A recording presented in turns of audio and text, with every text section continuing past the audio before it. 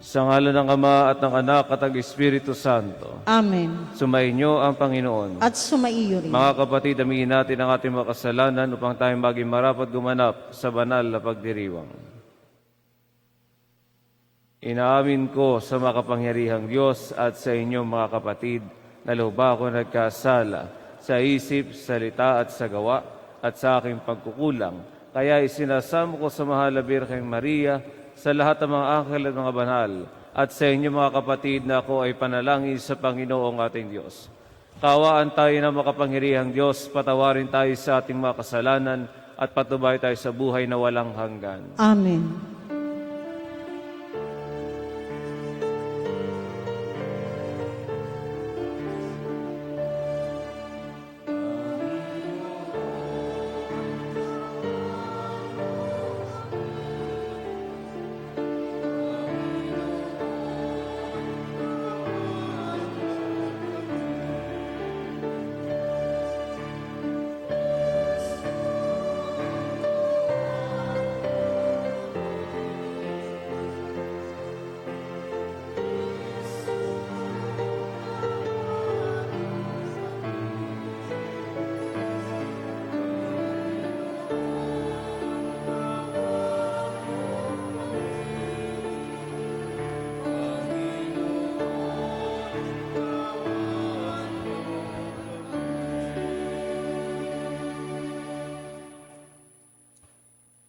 Manalangin tayo. Amanay makapangyarihan, manatili kang kapiling ng iyong sambayanan na iyong laging kinahahabagan at pinagbibigyan, upang ang itinampok ng iyong pamumuno at pagsubaybay ay muli mong ikalugod at panatilihin mong kinalulugdan sa pamamagitan ng Jesucristo kasama ng Espiritu Santo, magpasawalang hanggan. Amen. Ang lahat po ay magsiupo.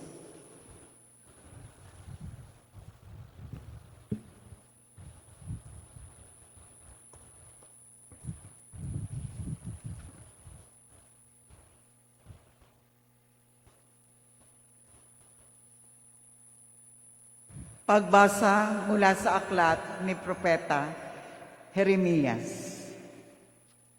Noong panahong iyon, sinasabi ng Panginoon, sa araw na iyon, ako'y magiging Diyos ng buong Israel at magiging bayan ko sila. Sinasabi pa ng Panginoon, ang mga nakaligtas sa patayan ay kinaawaan ko naman sa ilang.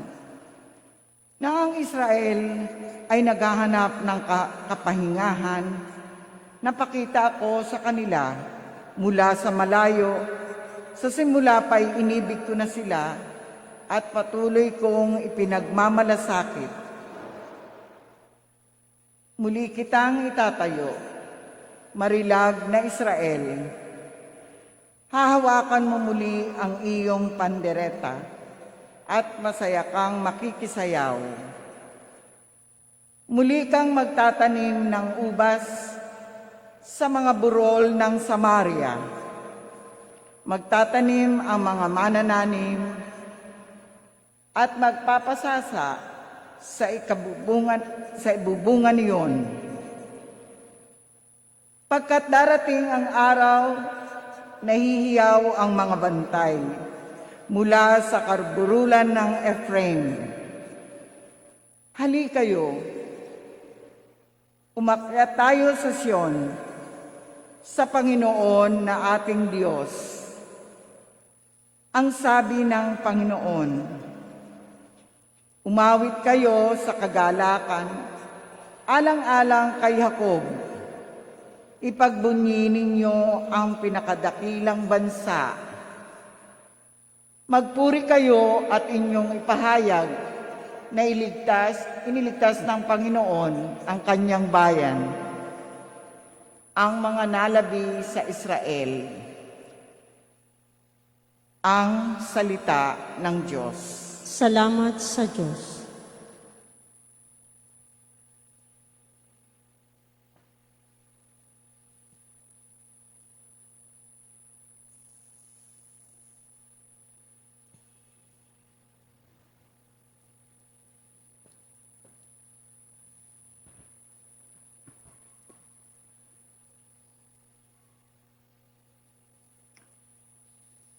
Pumapatnubay na Diyos ay pastol na kumukupkop. Pumapatnubay na Diyos ay pastol na kumukupkup. Mga bansa, pakinggan ninyo ang sabi ng poon at ipahayag ninyo sa malalayong lupain. Pinapangalat ko ang mga anak ni Israel, ngunit sila'y muli kong titipunin at aalagaan, gaya ng pagbabantay ng isang pastol sa kanyang mga tupa. Pumapatnubay na Diyos ay pastol na kumukupkup. Sapagkat tinubos ng poon si Jacob at pinalaya sa pangyarihan ng kaaway na lubhang makapangyarihan at malakas. Akyat silang nagsisigawan sa tuwa patungo sa bundok ng Sion, tigib ng kaligayahan dahil sa mga nagpagpapala ng poon. Pumapatnubay na Diyos ay pastol na kumukupkup. Kung magkagayon, sasayaw sa katuwaan ang mga dalaga, makikigalak pati mga binata at matatanda. Ang kanilang dalamhati ay magiging tuwa, papalitan ko ng kagalakan ang kanilang kalukutan. Pumapatnubay na Diyos ay pastol na kumukupkup. Ang lahat po ay magsitayo.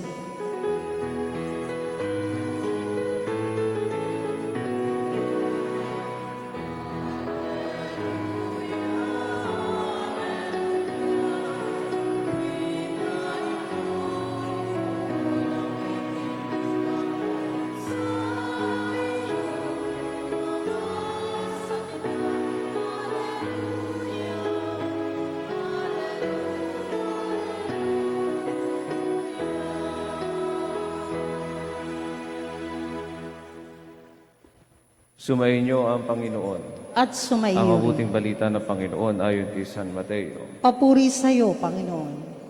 Noong panahong iyon, nagpunta si Jesus sa lupaing malapit sa Tiro at Sidon. Lumapit sa kanya ang isang Kananeyang naninirahan doon at malakas na sinabi, Panginoon, anak ni David, mahabag po kayo sa akin. Ang anak kong babae ay naalihan ng demonyo at masyadong pinahihirapan. Ngunit gaputok may di tumugon si Jesus. At lumapit ang kanyang mga alagad at sinabi sa kanya, Pagbigyan nga po ninyo at nang umalis. Siya ay nag-iingay at susunod-sunod sa atin. Sumagot si Jesus, Sa mga tupang naliligaw ng sambayanan ng Israel lamang ako sinugo. Ngunit lumapit sa kanya ang babae, lumuhod sa harapan at ang sabi, Tulungan po ninyo ako, Panginoon. Sumagot si Jesus, Hindi dapat kunin ang pagkain ng mga anak upang ihagis sa mga tuta. Tunay nga po, Panginoon, tugon ng babae. Ngunit ang mga tuta man ay nagsisikain ng mumong nalalaglag sa hapag ng kanilang Panginoon. Kaya't sinabi sa kanya ni Jesus, Napakalaki ng iyong pananalig, mangyari ang hinihiling mo.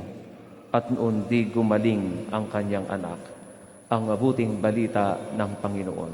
Pinupuri ka namin, Panginoong Hesukristo. Ang lahat po ay magsiupo. Paano natin masusuyo ang Diyos sa mga hinihiling natin sa Kanya? Simple lang. Magmukha kang aso, sure na. Kapag mukha kang aso, at hindi lang mukhang aso, kundi mukhang tuta. Kung mukha kang tuta sa harapan ng Diyos, pagbibigyan ka niya. Pero ano nga ba ang tuta? Ano ang tuta? Nangangailangan. Kulang na kulang. Kailangan lamang ay ang mga bagay na natural o basic. Ang problema sa atin, para tayong aso, na kapag humihingi sa Diyos ay tahol ng tahol. Pero anong sabi ng babae? Kahit po tuta, magmukha kang tuta sa harapan ng Diyos. At sa ganung pagkakataon, maaawa sa iyo ang Diyos. Sapagkat ang tuta ay maamo at talagang nangangailangan. Huwag kang aso na tahol ng tahol sa Diyos na para bang gusto mong hangkabin ang Diyos para makuha lamang ang gusto mo. Kung ganoon ang iyong ugali, hindi ka tuta, ang tawag sa iyo, bangaw. Dahil naloloko ka na sa paghiling sa Diyos sa mga bagay-bagay na hindi mo naman kailangan. Mga bagay na hindi naman magdadala sa iyo sa kabutihan, bagkos sasama pa ang ugali mo kapag ibinigay sa iyo. Kaya hindi ka natuta, kundi bangaw. Mga minamahal, kapag humihiling sa Diyos, maging parang tuta. Alam ang hinihiling, kailangan ng hinihiling, at ibabahagi ang hinihiling.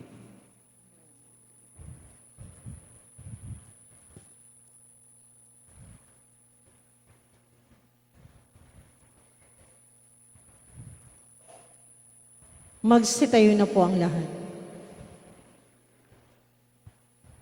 Binuwag ni Jesucristo ang pader na naghihiwalay sa mga Hudiyo at mga Hentil. Bilang isang bayan ng bago at walang hanggang tipan, manalangin tayo sa Diyos na nagbubuklod sa atin.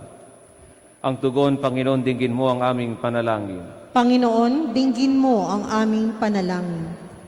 Ang simbahan sa lahat ng dako, naway maging daan ng habag, kapayapaan at pag-ibig ng Diyos. Manalangin tayo sa Panginoon. Panginoon, dinggin mo ang aming panalangin. Bilang isang komunidad ng mga sumasampalataya, naway huwag tayong maghiwa-hiwalay ng walang kahalagang hadlang sa galit at alitan. Manalangin tayo sa Panginoon. Panginoon, dinggin mo ang aming panalangin. Ang mga ina na naliligalig at lubos na nag-aalala para sa kalusugan ng kanilang mga anak, naway huwag sumuko sa pagtawag kay Jesus para sa kalinga at pag-aalay. Manalangin tayo sa Panginoon. Panginoon, dinggin mo ang aming panalangin. Sa mga taong nagdurusa, naway lagi nating maipadama ang kalinga anuman ang kanilang katayuan sa buhay, lahi o relihiyon. Manalangin tayo sa Panginoon. Panginoon, dinggin mo ang aming panalangin. Ang mga namayapa na sa buhay na ito, naway magbunyi magpakailanman sa makalangit na tahanan ng Diyos. Manalangin tayo sa Panginoon. Panginoon, dinggin mo ang aming panalangin.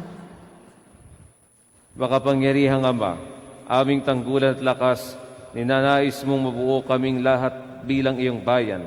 Maging bukas nawa lagi ang aming kalooban sa pangangailangan ng aming kapwa at huwag nawa naming ihiwalay ang sino man sa aming pagsasamahan. Hiniling namin ito sa pamamagitan ni Kristo ang aming Panginoon. Amen. Ang lahat po ay magsiupo.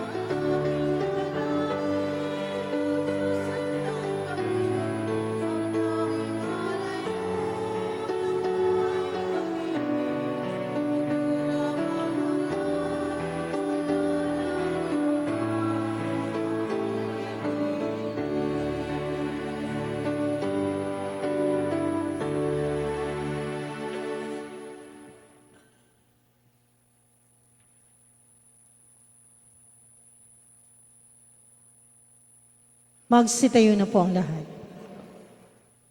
Manalangin kayo mga kapatid upang paghahain natin ay kalugdan ng Diyos sa mga makapangyarihan. Tanggapin nawa ng Panginoon itong paghahain sa iyong mga kamay, sa kapurihan niya at karangalan sa ating kapakinabangan at sa buong sambayanan niyang banal.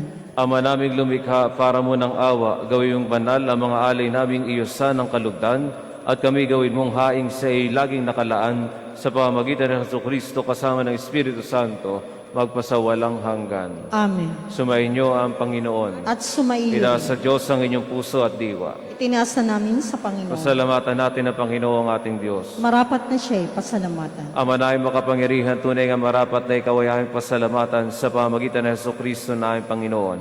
Siyang salitang katuwang mo at kapiling noong ang lahat ng umiiral ay iyong likhain. Siya sinugo mo para kami sa gipit palayain, kaya't siya kinalingan ng mahal na Birhen na naging kanyang inang totoo sa kapangyarihan ng Espiritu Santo. Inako niyang sundin ang lumot kamti ng sambay ng banal para sa iyo. Pinagtiisan niyang iunat sa krus ang kanyang mga kamay upang magwakas ang kamatayan at mahayag ang pagkabuhay. Kaya kaisa ng mga anghel nagsawit ang papuri sa iyo nang walang humpay sa kalangitan, kami nagbubunyi sa iyong kadakilaan.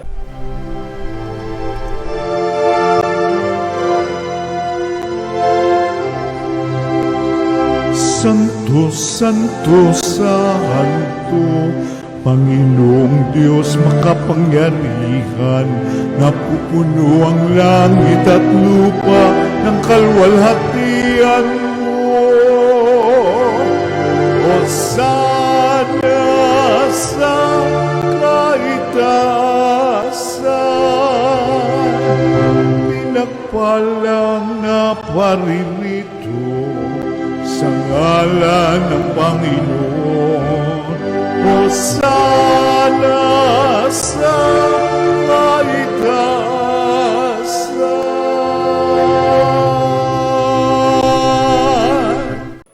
Ama naming banal, ikaw ang bukal ng tanang kabanalan.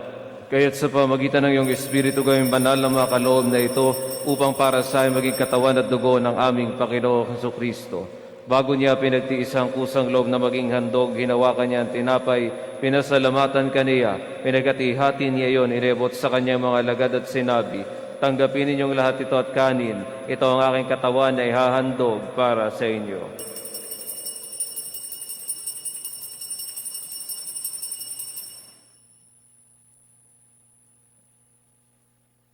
Gayon din naman nung matapos ang hapunan, hinawakan niya ang kalis, muli kanyang pinasalamatan, inebot niya ang kalis sa kanyang mga lagad at sinabi, tanggapin ninyong lahat ito at inumin. Ito ang kalis ng aking dugo, ng bago at walang hanggang tipan.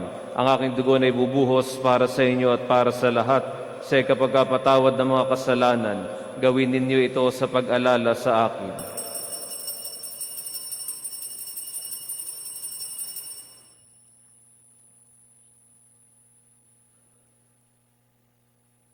Ipagbunyi natin ang misteryo ng pananampalataya.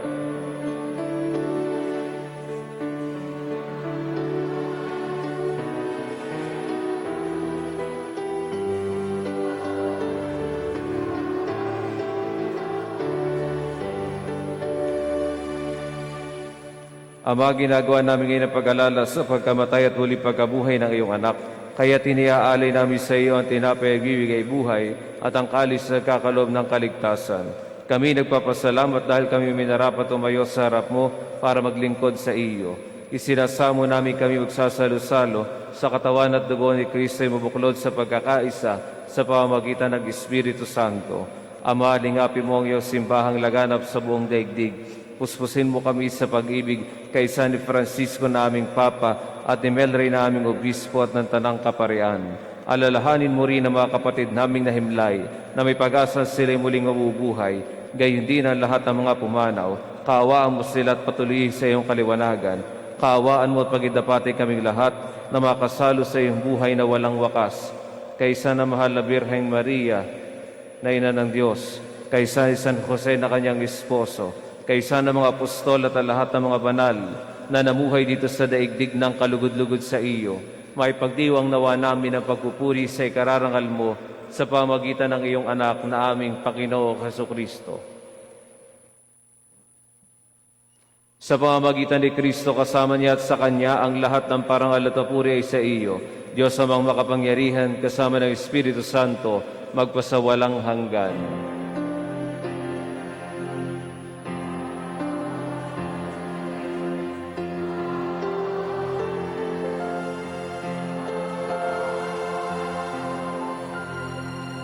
Ang lahat po ay magsitayo. Sa tagubili ng mga nakagagaling na utos sa turo ni Jesus sa Panginoon natin at Diyos, ipahayag natin ang lakas loob.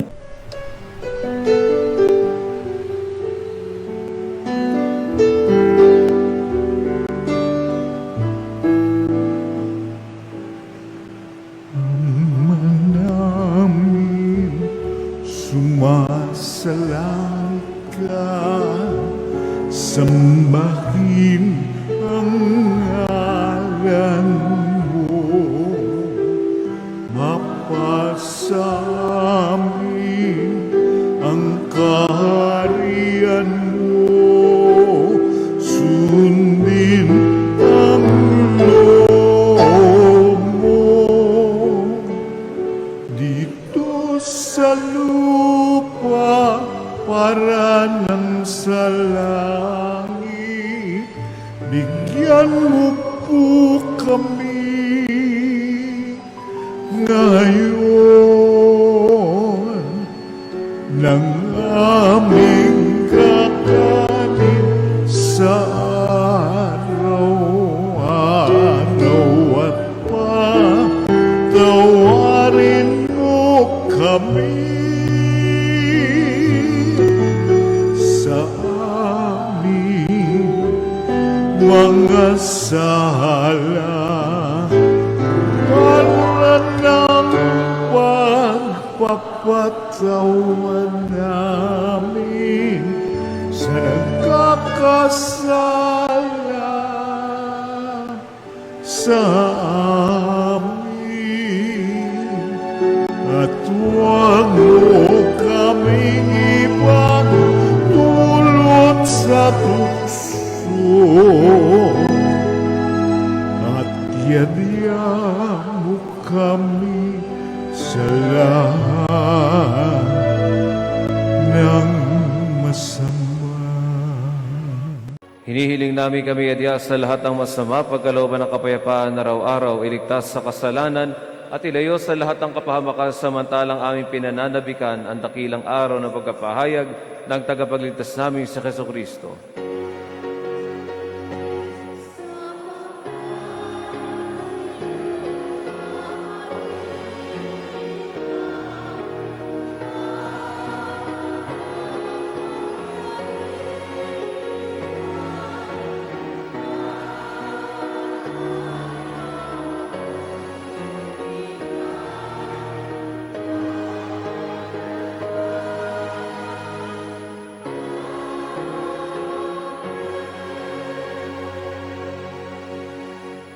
Panginoong Jesucristo, sinabi mo sa mga apostol, kapayapaan ang iniiwan ko sa inyo, ang aking kapayapaan ang ibinibigay ko sa inyo.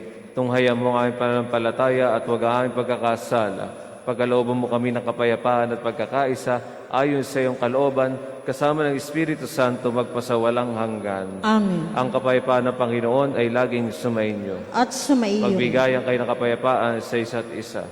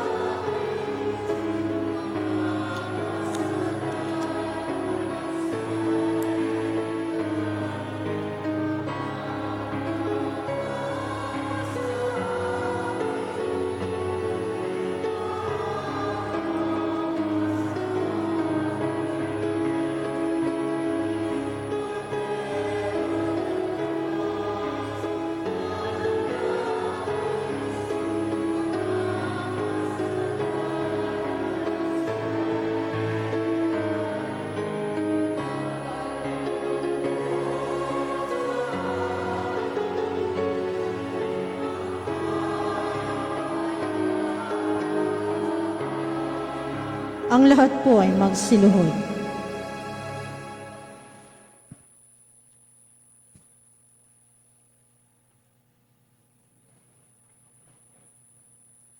Ito ang kordero ng Diyos. Ito ang nag-aalis ng mga kasalanan ng sanlibutan. Mapalad ang mga inaaniyahan sa kanyang piging. Panginoon, hindi ako karapat-dapat magpatuloy sa iyo. Ngunit sa isang salita mo lamang ay gagaling na ako.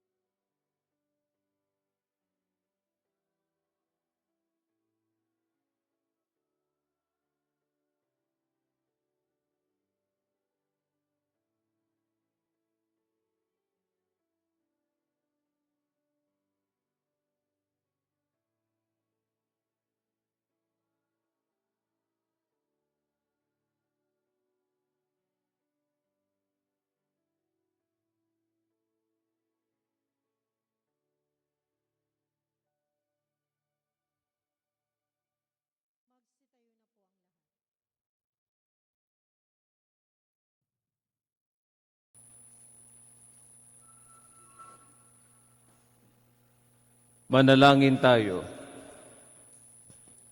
Ama na ipagmahal, kami pinapagsalo mo sa banal na pakikinabang ay iyong tuwangan sa ginagawa namin sa araw-araw upang kaming hindi mo pinagkakaitan ng pagsubaybay ay gawin mo maging marapat sa lubos na kaligtasan sa pamamagitan ng Jesucristo kasama ng Espiritu Santo magpasawalang hanggan. Amen. Ang panalangin ng Sinodo. Narito kami sa iyong harapan, Espiritong Banal, na natitipon sa iyong ngalan. Ikaw ang tanging gabay namin, manahan ka sa aming mga puso. Ituro mo sa amin ang daang dapat tahakin at ang pamamaraan upang matupad ito. Kami mahina at makasalanan, ipagadya mong maging sanhi kami ng kaguluhan. Huwag mong hayaang iligaw kami ng kamangmangan tungo sa maling daan o di kay malihis sa aming pagkilos. Akayin mo kami sa pagkakaisa upang makapaglakbay kami ng sama-sama patungo sa buhay na walang hanggan at huwag mawalay mula sa daan ng katotohanan at katuwiran. Ang lahat ng ito ay aming hinihiling sa iyo na kumikilos sa lahat ng dako at panahon sa pakikipagkaisa ng Ama at Anak magpasawalang hanggan. Amen. Sumainyo ang Panginoon. At sumaiyo rin. Pagpalain kayo ng makapangyarihang Diyos, Ama, Anak at Espiritu Santo. Amen. Tapos na ang misa, humayo kayong mapayapa. Salamat sa Diyos.